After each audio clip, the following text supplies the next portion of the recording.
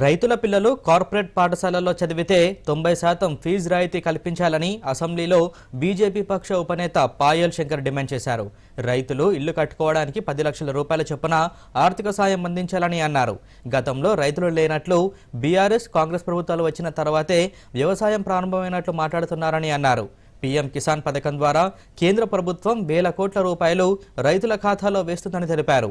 రైతు భరోసా విధి విధానాలపై స్వల్పకాలిక చర్చ సందర్భంగా పాయల్ శంకర్ ఈ వ్యాఖ్యలు చేశారు. వచ్చే నెల నుంచి రైతు భరోసా ఇస్తామనడం సంతోషకరమని అన్నారు. 5 ఎకరాల భూమి ఉన్న రైతు 6 గాలం కష్టపడితే ఏడాదికి 50,000 రూపాయలు కూడా రావడం లేదని, ఈ పరిస్థితి మారాలని తెలిపారు. అధ్యక్ష, పీఎంకేఎస్వైలో వేల కోట్ల రూపాయలు టంచనగా ఈరోజు రైతు ఖాతాల్లో కేంద్ర ప్రభుత్వం వేస్తా ఉన్నది. ఈరోజు గ్రామాలలో ఒక చర్చ ఉన్నది. నరేంద్ర మోడీ గారు పైసలు వచ్చినాయి, రాష్ట్ర ప్రభుత్వం తెలంగాణ పైసలు రాలేదంటారు. కేంద్ర ప్రభుత్వం నరేంద్ర మోడీ గారు రైతులకు ఏం చేయకుంటేనే గ్రామాలలో చర్చ ఉంటుంది. అధ్యక్ష, ఈరోజు ఏ ఊరికి వెళ్ళినా మాట్లాడుతూ ఉన్నారు, మోడీ గారి పైసలు వచ్చినాయి, మోడీ గారి పైసలు వచ్చినాయి, ఇంకా ఈ గవర్నమెంట్ పైసలు వస్తలేవని రైతులు మాట్లాడుతూ ఉన్నారు.